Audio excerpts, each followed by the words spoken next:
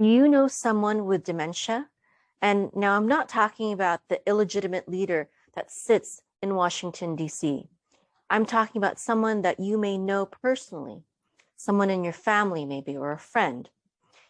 Do you know someone that has trouble completing everyday tasks like cooking or cleaning, or someone who has an inability to find things that have been misplaced, someone with decreased ability to focus and pay attention, someone that has confusion or disorientation, especially about the day or time, someone that has personality or mood changes, someone who is struggling to communicate verbally or in writing, someone who has decreased judgment and reasoning, or an inability to adapt to change, someone with problems with visual perception, like being able to accurately judge distances, or someone with a loss of motivation, apathy, or withdrawal. These are all common problems. Now, I was recently asked by a medical doctor what would be some holistic remedies for dementia. But she noted, curiously, that her relative just came from surgery, just finished surgery. And before the surgery, her relative was completely fine and normal, no dementia. And immediately after surgery, he had dementia. But when the family inquired about why there was all of a sudden dementia, they simply told them that it was due to brain shrinkage and did not connect the surgery at all with the dementia. But the family knew, or had a feeling at least, that it may have been connected. Now, the medical establishment would love to deny the connection between the surgical procedure and dementia. However, a number of studies show that older people undergoing anesthesia for surgery are losing brain function. It's a condition called post-operative cognitive decline, or POCD, that lasts long after the surgery is over. And these studies point to the use of common anesthetics such as isoflurane, which are fluorinated and contain fluorine or fluoride, a known brain toxin. And this is another reason why you should not be drinking tap water, because it can impair brain function because it has fluoride. And of course, it's not going to do it all of a sudden. It'll be a cumulative effect. But that's besides the point. Fluoride is absolutely a toxin, okay, for the brain especially. Now, people under this anesthetic agent that contained fluoride were found to have blood and spinal fluid glutamate levels that were twice as high as normal. That's huge. Now, glutamate is an excitotoxin at these levels, and studies also found that this anesthetic agent increases the brain's production of amyloid precursor protein, which is APP, which is associated with Alzheimer's disease. And it also increases brain excitotoxicity and brain inflammation. And Alzheimer's disease is probably the most common cause of dementia.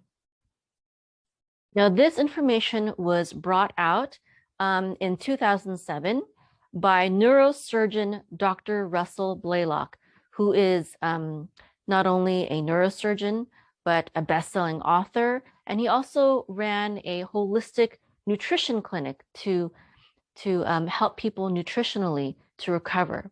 And he is one of the very few doctors that I would trust because he is holistic minded. He recognizes and admits and points out and criticizes the lack of nutritional knowledge, the ignorance of the medical establishment in regards to nutrition and holistic health and healing remedies. Now, Dr. Russell Blaylock is one of the experts that our students learn from at Arukah.com. At Arukah.com, we offer health coach certification and also certification in naturopathic herbalism. Now, Dr. Russell Blaylock recommends the following to protect yourself. First of all, he says that you should increase your intake of antioxidants, such as vitamin B12 and B6, folate, riboflavin, vitamins E, C, D3, DHA, especially found in fish oils, and selenium, as well as NAC or N-acetyl L-cysteine, which is also protective. And the second thing is that he recommends that you should increase your magnesium intake to 500 milligrams twice a day, at least 1 month before your surgery. Now, this protects the brain against excitotoxicity. And unfortunately, most surgeons are unaware of the protective effects of magnesium. But if you can convince your surgeon to add at least 3 grams of magnesium to your IV during surgery, it will go a long way towards protecting your brain. Now, the leading herbalist whose work we study at Arukah.com, his name is Richard Schulze. He's a master herbalist. And there was a retired nurse who once wrote him this letter. She said, "Dear Dr. Schulze, I'm an 81-year-old woman, former nurse, who has recently been diagnosed with early onset dementia." She said, "I still drive, cook, socialize, and dress well. My concern is my diminishing short-term memory. I fail to recall friends' names and I forget some appointments. My GP prescribed Aricept, but the side effects, vomiting and diarrhea, were terrible. He then put me on the Exelon patch, but the results were similar, but not as bad. I have ceased using the patch. My question to you is, what would you recommend for my memory loss and to prevent further memory loss?" So our students at Arukah.com, they not only study from powerful healers, but they're studying very entertaining works of writing and video, because the top healers, they're not boring. They are exciting. They are powerful. They use powerful words to get their message across, because these powerful words are needed to convince people to do the right thing. Because truly, if you want to heal the holistic way, it's not a passive action. It is you have to take actually massive action. And that's really one of the keys to succeeding in anything in life, whether it's to succeed in healing, true healing, or to succeed in business, or even to have a successful marriage. You don't just passively have a successful marriage. My husband and I have been married for many years, and I love him, and I think he's the perfect match for me. But I believe that we both struggled and we fought to have a good and strong marriage. Okay, now here's what herbalist Richard Schulze, how he answered her. He said, "Yes, I have a number of suggestions for you to not just prevent further memory loss, but to also reverse the memory loss and get your memory back. But before I tell you about this, I need to tell you a few things. First, your diagnosis is completely wrong. Early onset dementia simply means that a person younger than 60, or at the latest 65 years old, is beginning to show signs of dementia, hence the name early onset dementia. But you are 81 years young. That's about 20 years past the cutoff age for early onset anything. You might be showing the early signs of a disease, but you do not have early onset dementia. So my first suggestion, and as a nurse, I am sure you will agree, is to stop going to medical doctors to be diagnosed with diseases. You are an 81-year-old young lady, so this is a dangerous age to be going to medical doctors, as they're comparing you to the perfect metabolic model in Grey's Anatomy. And guess what? You are not perfect, baby. I knew a man younger than you who went in for a checkup and was told he had macular degeneration and was going blind. I tried to convince him that life is a limited time offer and that we are all going blind as we age. But instead, he decided to get depressed, and a year later, he bought a pistol and blew his brains out. My point being, we are all aging. We are all dying. And if we start focusing on what is wrong with us, we will get ourselves in a lot of physical, emotional, and spiritual trouble. It's absolutely true. He goes on. He says, as I was just writing this, I couldn't remember the name macular degeneration. It took me about a minute to remember that name.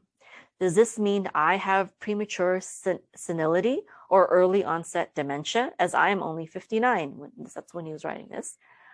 Or even the beginning stages of Alzheimer's disease? Who knows and who cares?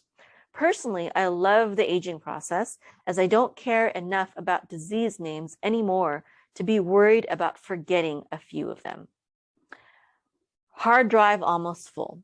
I heard recently that the amount of stimulus, mental input, and information we get on a daily basis from talking, radio, television, movies, newspapers, magazines, telephone, the internet, and so on is more input in one day than the average American got in their entire lifetime 100 years ago. This is just too much stuff to fit into our brains. Our computer hard drive capacity is full. So my question is, do you have early onset dementia?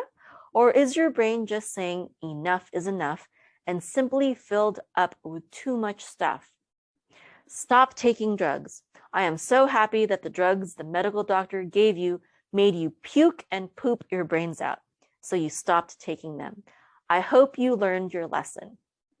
So Dottie, let's just say that your computer hard drive is so full and that you are bombarded with so much input that you cannot hold all of this information anymore, or at least cannot immediately recall everything at a moment's notice. You know that the more data that you store on a computer hard drive, the longer it takes the computer to sort through it and find the particular file.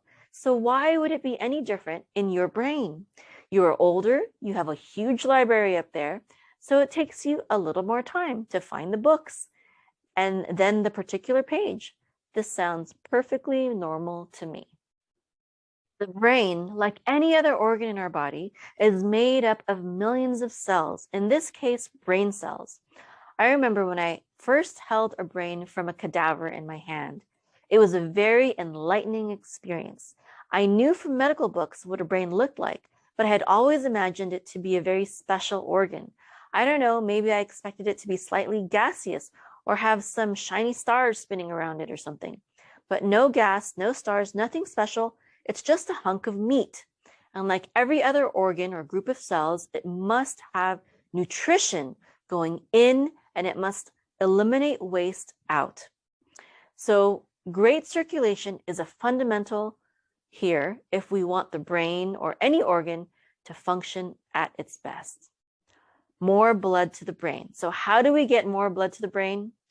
Well, this is not very difficult. The first way is simply by reversing gravity. Gravity is simply the downward pressure on your body caused by the sun, moon, earth, and planets. This pressure has a dramatic influence on the fluids of your body. Therefore, the hardest place for your heart to pump blood to is your brain. And this is why you have one of the biggest sets of arteries and biggest sets of veins, jugular, to accommodate a large volume of blood flow to and from your brain. But as we age, gravity takes more of a toll on us and the flow of our bodily liquids.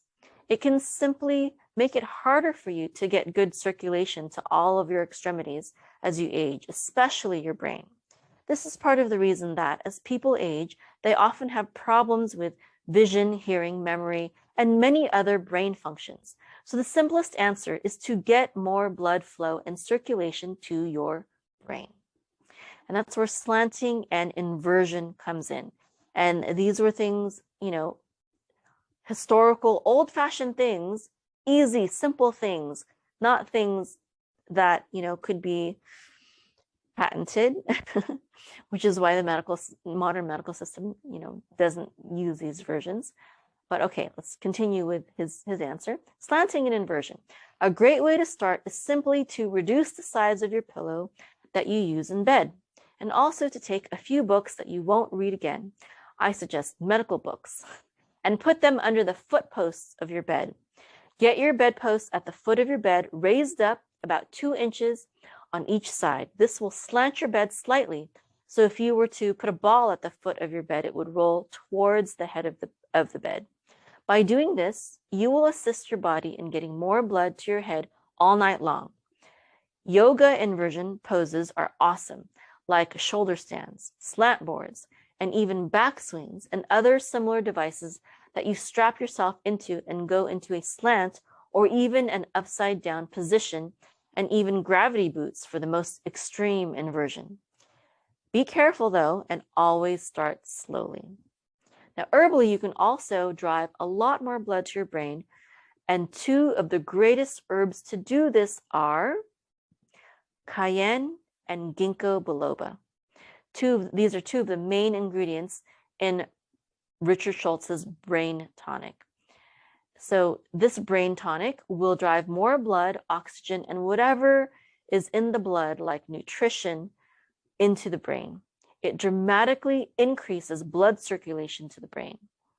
And he suggests 2 dropperfuls 4 times a day, indefinitely, mixed with an ounce or 2 of juice. Now, I would do something a little bit differently. So the full ingredient list of his brain tonic is this. It's Ginkgo biloba leaf, rosemary leaf and flower, wild harvested Kola nut, and habanero pepper. It doesn't matter if you use habanero or cayenne. It's the heat. It's the capsicum, which is the active ingredient in either pepper. But so you could, purchase this tincture, but as an herbalist, I like to buy the herbs in bulk, mix it up myself, and I'm going to give you a link in the resources for this. I'll put this under arukah.com/blog/dementia. Okay. So first, let's talk about Ginkgo biloba. Ginkgo biloba, we're actually growing a Ginkgo biloba tree. My husband wanted some Ginkgo biloba. It's because we're getting old and he wants to make sure our brain is still sharp. But Ginkgo biloba is a great herb for the brain, and you can drink. I would start the way I would start with these herbs is that I would buy them all, but mostly the Ginkgo biloba first, primarily, anyways, and start with that, and then add, another ingredient, another ingredient as time goes by. I just like to start things slowly that way. You could just buy, the tincture, of course, or make the tincture.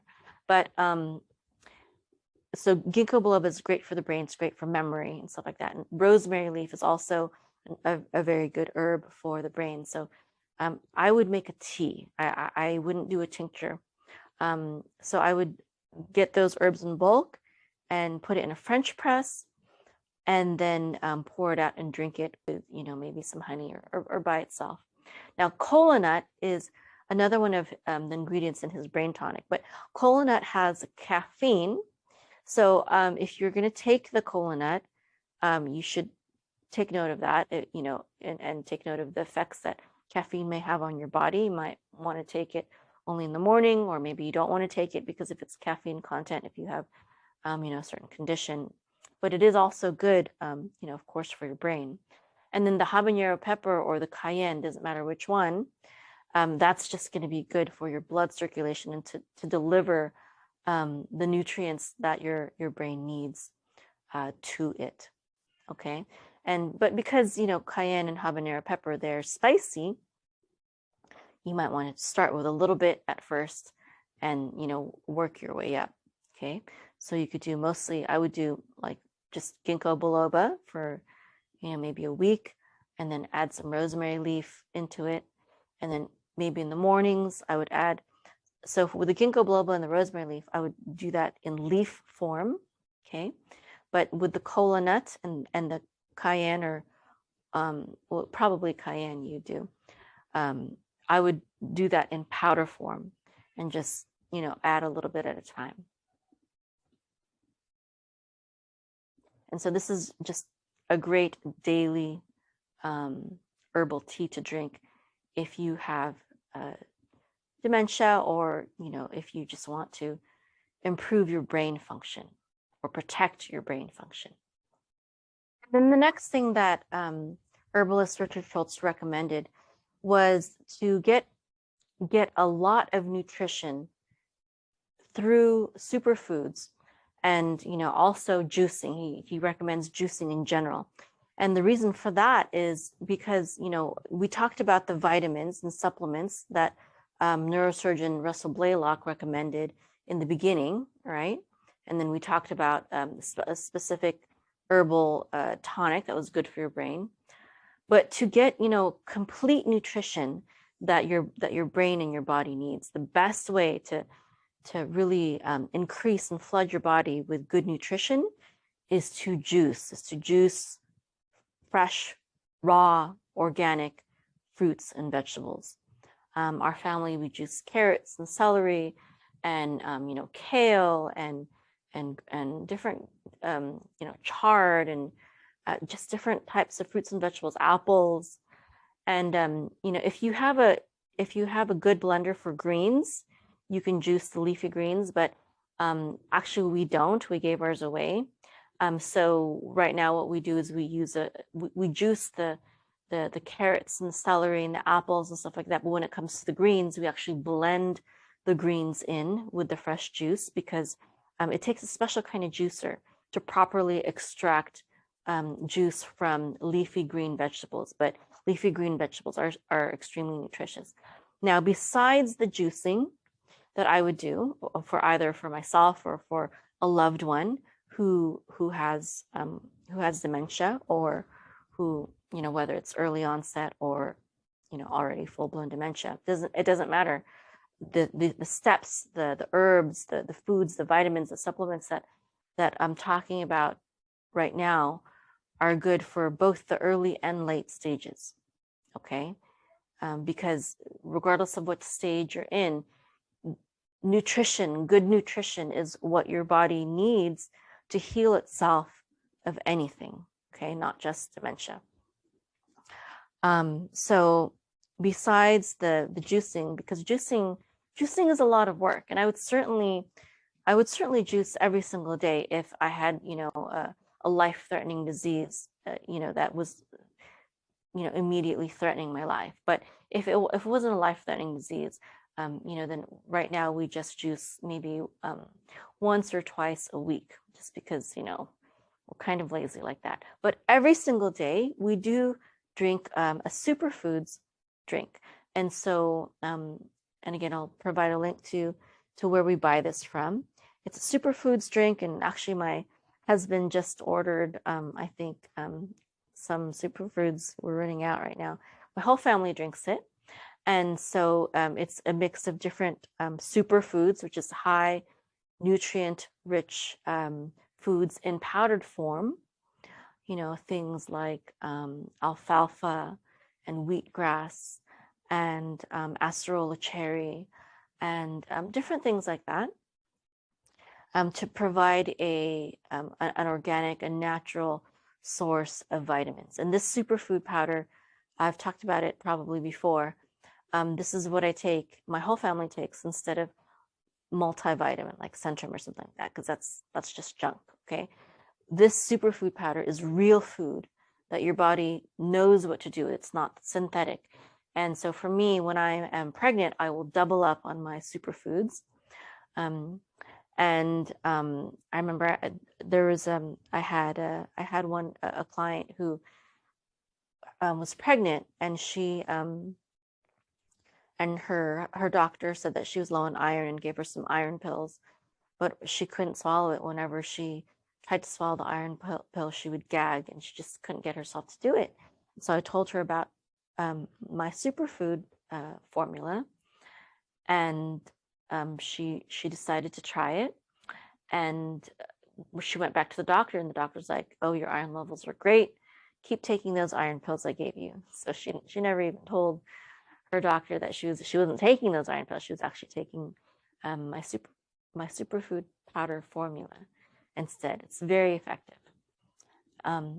So there are a lot of other things that, you know, I could talk about with dementia. And I'll mention a few right now. Neurosurgeon Russell Blaylock taught that a very early factor for you know, brain damage, Alzheimer's, dementia, whatnot, is the accumulation of certain metals that are known to damage brain cells and its connections. And the very first metal that he lists is mercury. And of course, thimerosal is a form of mercury, and it's used as a preservative in one of the most lethal, toxic things that the medical establishment wants to force on everyone today. I just can't help myself. I just can't help myself talking about controversial subjects. But anyways, I'm not going to say what it is. You can figure it out. Another thing is aluminum, cadmium, lead, and iron. So aluminum cookware is very toxic. We do use aluminum. I try not to use it too much. When I do use aluminum, I try not to let it actually touch the food that we're going to eat. It's best not to use it though. It's toxic, especially if you have brain issues. Okay, so no aluminum cookware. You know, like for example, we don't use aluminum pots and pans. Okay, and then so iron. Now iron, you need a lot of iron early in life, but especially for women, especially after menopause, they really don't need that much iron. And it can accumulate to too high of levels. Okay, and also when you take vitamin C, because I advocate for taking vitamin C a lot in a lot of my videos, but if you take vitamin C, you should not take it with meals or directly after you eat a meal, because that can increase your iron levels. If you're taking vitamin C, it should be in between meals. Okay, what's another thing? Okay, and there's other factors that can cause dementia. Things like depression, chronic illness, chronic fatigue, low thyroid function, and poor nutrition, Russell Blaylock teaches. And poor nutrition, again, that's addressed by the vitamins and supplements. We talked about that in the beginning, and also juicing and the superfood powder. Okay, and of course, another thing that is excellent for dementia is to stimulate your brain, and which means to not just do things that are habitual, that come to you easy and that you don't have to think much about, but to give your brain, your mind, things to do that will challenge it. You know, learn something new. You know, even puzzles. You know, I know puzzles. A lot of people do puzzles, but if that's something that you know, if you do it so much that it's kind of rote to do them, then I would say do something different. Do something that will actually develop your brain reserve or develop your brain plasticity. It should be something, you know, so an accountant's job or a teacher's job wouldn't count for something like that. It would be something that you would do that would stimulate new ways of thinking, or force your brain to deal with new or complex ideas. So studying or learning, things like that. Also, it's important to get regular moderate exercise, not too light and not too heavy as well. And also making sure you have good insulin resistance, which is another topic, but that's also important. And another thing that's also super, super important is to avoid stress and attend to your social and spiritual health. It's found that people who are more social are less likely to have dementia. Okay, people who are more social and who talk more. And again, also, Russell Blaylock, he emphasizes the importance of omega-3 and other brain-enhancing supplements. So your brain is made up of about 60% fat. And of that, a high percentage is composed of the DHA component, which is found in fish oils. Okay, so DHA, omega-3, fish oil, it's a very important supplement to have if you're dealing with any kind of brain problems. So adults should get at least 1,000 milligrams of DHA per day. Okay, so again, I don't want to make this video too long, but I'm going to provide the links and the notes to all the resources that I mentioned at my blog at arukah.com/blog/dementia. Shalom. Would you like to become the healer of your home and your community and create a profitable online health coaching business? Are you sick and tired of the failing modern medical system? Are you ready to take charge of your own health and the health of your family and doctor yourself? Would you love to be a holistic healer, such as a naturopath, an herbalist, or a nutritionist, but you don't have 4 or more years and hundreds of thousands of dollars to study at a traditional college?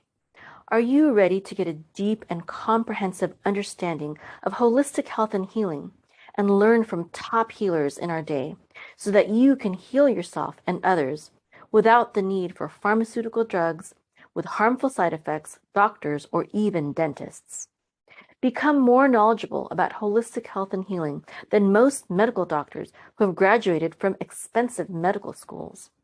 Build an online health coaching business that will allow you to achieve time, location, and financial freedom so that you can gain a valuable and profitable skill and stop being stuck in a job or a career that you don't have a passion for. If you have a desire or feel that you have a calling to become a holistic healer, I invite you to visit our website at www.arukah.com. That's ARUKAH.com. Arukah.com is the only health coaching certification program in the world that combines the powerful healing art of naturopathic herbalism, health coaching, and online business and marketing skills in one single program. One medical doctor said that our program is worth more than a bachelor's degree in nutrition because we actually teach powerful healing, not how to plan school cafeteria lunches. And what we teach is worth even more than a medical degree because we have medical doctors learning true holistic health and healing from us. Another person said that just the material we teach in our online business and marketing module was more valuable than his bachelor's degree in marketing. Another lady wanted to join our program even though she already got certification from the biggest health coaching school online because her former school did not teach her enough about holistic health and healing for her to be a confident and effective healer. Don't waste your time and money on a shallow education, either from a traditional college or another health coaching school. Learn the power of true holistic health and healing. Visit www.arukah.com. May the Creator grant you and your loved ones complete holistic health and healing of mind, body, and spirit. And may He use you to become an instrument of that health and healing. Visit our website today at www.arukah.com. That's ARUKAH.com. Shalom and see you on the other side.